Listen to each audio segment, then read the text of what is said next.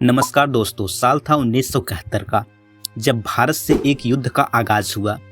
भारत देश का most wanted दुश्मन पाकिस्तान से। जब पाकिस्तान भारत से युद्ध करता है तब वह नाको चने चबाता है।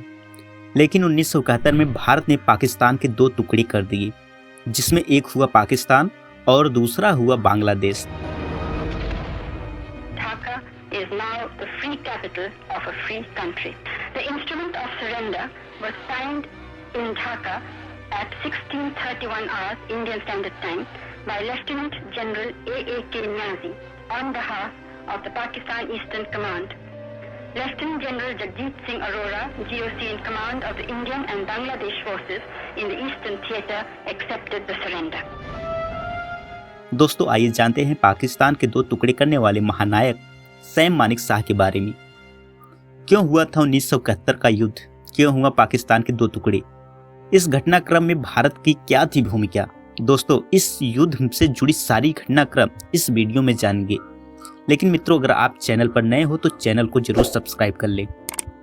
बात साल 1971 की है, जब पाकिस्तान में गृह युद्ध हो रहा था। आज का बांग्लादेश ही तब का पूर्वी पाकिस्तान था, जो युद्ध को आज़ाद कराने की मांग कर रहा था। उस समय पाकिस्तान बांग्लादेश को गुलामों की नज़र से व्यवहार कर रहा था। जो भी बांग्लादेश यानी पूर्वी पाकिस्तान में पैसा, अनाज इत्यादि चीज़ें हुआ करती थी तो उसे पाकिस्तान ले जाया जाता था।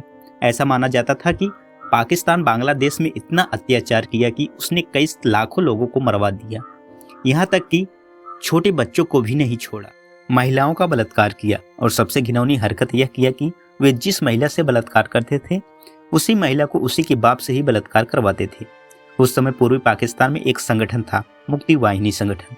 यह एक बंगाली शब्द है जिसका मतलब होता है स्वतंत्रता सेनानी या फिर आज़ाद सेना, जो कि बांग्लादेश को आज़ाद करवाना चाहता था, जिससे पाकिस्तान इस संगठन को आतंकवादी संगठन मानती थी। इस संगठन की मदद भारत ने किया, तब जाकर बांग्लादेश को आज़ादी मिली। दोस्तों बात करेंगे भारत के महानायक सैम मानिक शाह को। सैम मानिक शाह को सबसे पहले प्रसिद्धि मिली 1942 में द्वितीय विश्व युद्ध के दौरान, जब एक जापानी सैनिक की गोलियों ने उनके शरीर को पूरी तरह छलनी कर दिया।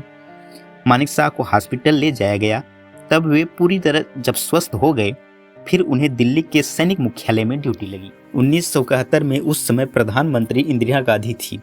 इंदिरा सैम मानिक शाह को अपने ऑफिस में बुलाया और कहा, 9 लाख से ज़्यादा बांग्लादेशी रिफ्यूजी भारत के अंदर आ चुके हैं और पूरा का पूरा माहौल बिगड़ने जा रहा है। आप क्या कर रहे हैं इसके बारे में। तब मानिक शाह ने कहा कि आप क्या चाहती हैं, मैं क्या करूं उसके बारे में। प्रधानमंत्री कहती हैं, उठो, टीम उठाओ और ईस्ट पाकिस्तान मार्च करो और रोको सारे रिफ्यूजियों को। पाकिस्तान बांग्लादेश को जो कंट्रोल कर रहा था बांग्लादेश नहीं था, वो ईस्ट पाकिस्तान था। दोस्तों प्रधानमंत्री ने मानिक शाह से कहा कि तुम पाकिस्तान पर युद्ध कर दो। तब मानिक शाह ने कहा, मैडम अभी युद्ध करने का मतलब है कि हम 100% हार जाएंगे, लेकिन अगर हम कुछ तैयारी कर लें तो 100% ईस्ट पाकिस्तान को ख़त्म कर देंगे और पाकिस्तान को घुटने पर लाकर युद्ध को जीत जाएंगे।